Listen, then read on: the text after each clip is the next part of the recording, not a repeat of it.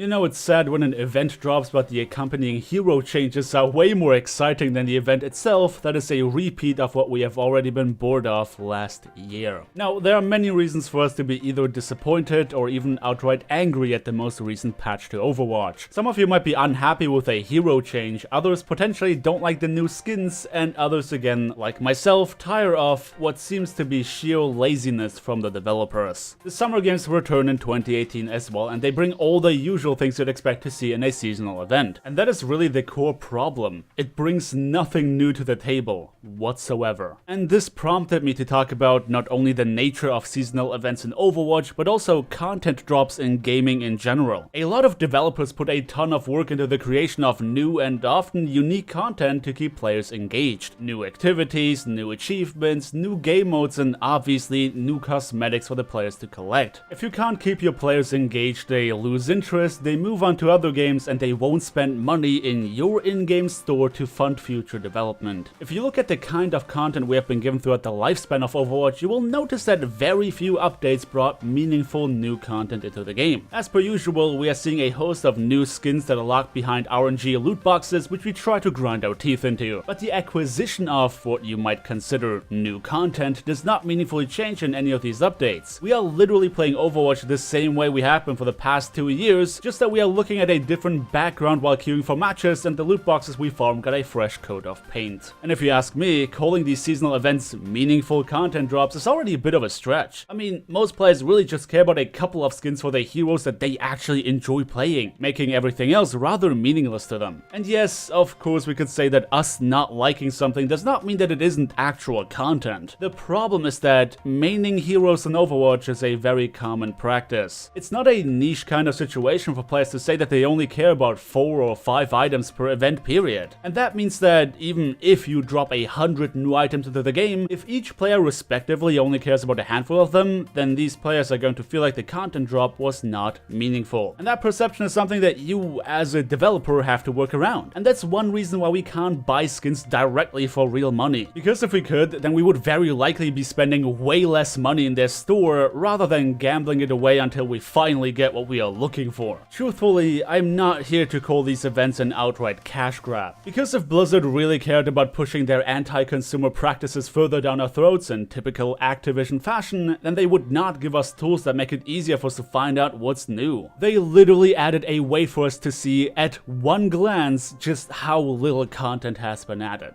Well, how little content that we care about has been added. That very likely makes it much less attractive for us to spend money on loot boxes over just grinding in the arcade to get enough in-game currency to buy the one item that we want directly. So, no, I don't think this is a cash grab, and I don't think they are doing this on purpose to minimize development costs and maximize profits. At this point, it is my belief that they are simply allocating their resources to all the wrong places. When Overwatch originally launched in May of 2016, a lot of players and reviewers have argued that it was way overpriced for how little content it offered, and that already at its inception. It did very much feel like the repackaged remains of Project Titan that finally has to turn a profit somehow. Of course, like any other Blizzard game, the polish and generally amazing gameplay feel is what sold the game to many of us. But a lot of players were also willingly overpaying into a promise. The promise that the game would be supported for many years to come, as well as the promise that new content patches are always going to be free of charge. And with Blizzard being the developer behind this game, none of us really had a reason to doubt them. But the content patches that followed arguably fall into the same category as most of the seasonal events. If we keep in mind how players approach this game with a tendency for maining few heroes over playing all of them, then the addition of new characters can potentially be seen as either lackluster or even outright damaging. Even if a new character ends up being meta-defining, that does not mean that every player is going to care. Not every support main wanted to play Ana when she was originally launched, in the same way not every tank main wants to play Hammond now that he has been launched. This type of content drop, albeit very expensive in its production, is not equally meaningful to every player. Depending on which rank you play in, if you even play ranked at all, new additions to the hero roster might just not matter to you. And some players have even voiced their dislike for the frequency in which Blizzard adds new heroes over first making sure that their current roster is in a good place. Development time that could rather be allocated to balancing efforts and potentially the creation addition of new and unique game modes. While we could argue that new maps fill that void, let's not forget that both hero and map pools have been kinda lacking at launch. We had very few game modes on very few maps with what I would personally describe as a serviceable amount of characters. New maps add themselves to a pool that we do not affect. If it wasn't for the brawls they add to the arcade that allow us to play a new map specifically for its launch week, we'd have no way of even guaranteeing that we get to see the new content that was added. And that's because Blizzard does not allow us to affect our own map rotation to any capacity, outside of creating custom lobbies that obviously are not supported by standard matchmaking. So what am I trying to say with this video? The exact thing I described at the beginning. I believe that Blizzard is putting work into the wrong places. Skins and voice lines are not meaningful content drops, and repeating the same, largely unchanged and highly flawed seasonal game modes over and over simply reeks of laziness. And even if we don't go as far as to call it lazy, God knows that a lot of players are tired of playing the same game modes that we were already tired of last year. We are being tricked into believing that the game is being updated very meaningfully more often than it really is because of how balance changes affect meta play in a big way. And that is really where most of the variety comes from, jumping from one broken meta trend to another. An arguably very frustrating experience that puts certain heroes into the spotlight for a limited amount of time before switching places with another one. And every ounce of hope that we have for a potentially stable meta is being crushed by the never-ending additions to the hero roster that look to challenge our perception of how Overwatch is even supposed to be played. Rather than fundamentally changing how we approach the base game with every new hero and balance patch, I'd like to see a reimagining of the idea of seasonal events. I'd much rather have them push a story more actively than just once a year during the Overwatch Archives event. While giving flashbacks can potentially add to the depth of your characters, this stagnating narrative that is dependent on outside media like animated shorts and third-party created comics could be tackled in a much more creative way right in your game. You don't have to worry too much about replayability anymore when you stop rehashing your events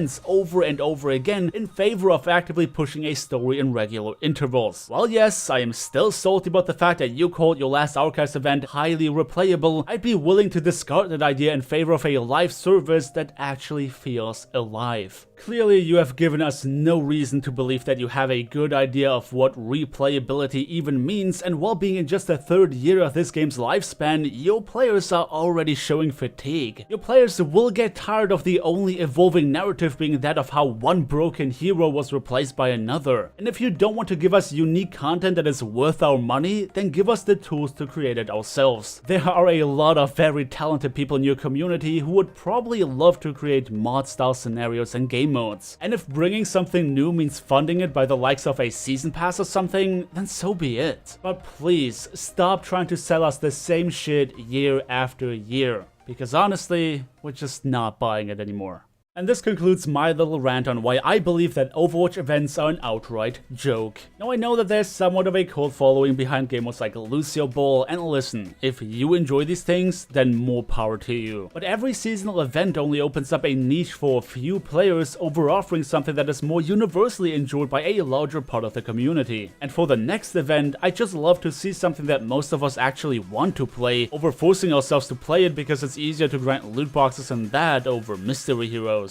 But as always, my friends, if you feel like disagreeing with me, then let it all out down in the comment section below. Do you think seasonal events are fine as they are, or do you also feel the fatigue already? I'd like to hear what you guys think about this. But until then, thank you everybody so much for watching. Don't forget to drop me a like on your way out if you enjoyed the video, subscribe if you want to see more, and I hope to see you all next time.